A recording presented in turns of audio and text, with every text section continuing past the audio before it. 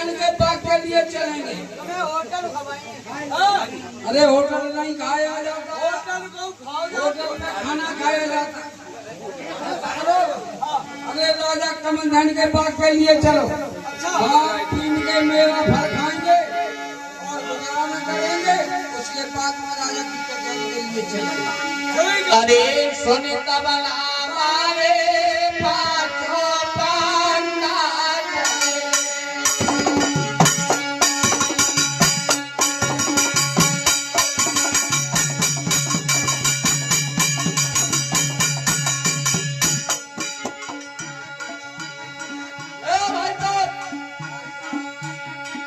एक बात की याद आ रही है।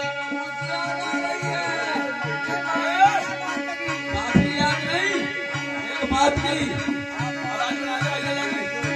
बोल रहे हैं। अरे सुंदर नारी घरे की बेटी, घरे की बेटी। अरे सुंदर नारी घरे की बेटी, घरे की बेटी। ओ काम करे भैया उड़ने मुख से काम करे।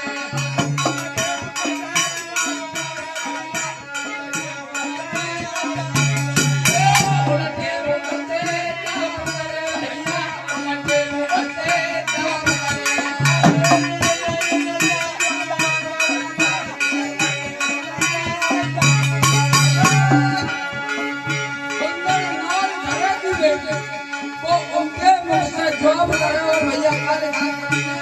अरे कमला के न फोड़ाए नहीं के।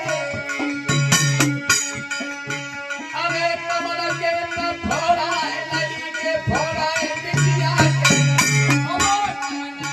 श्रृंगार करे भैया, मैंने कहूँ श्रृंगार करे।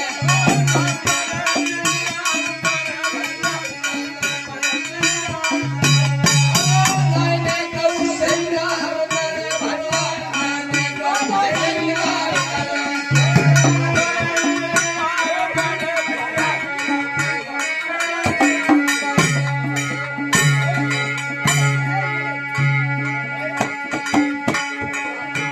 अरे पकड़े चोटर धिया के मारी।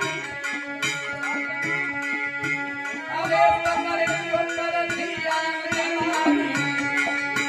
अब लगाना करूं जाने को तेरी मेरे दिल जाने को।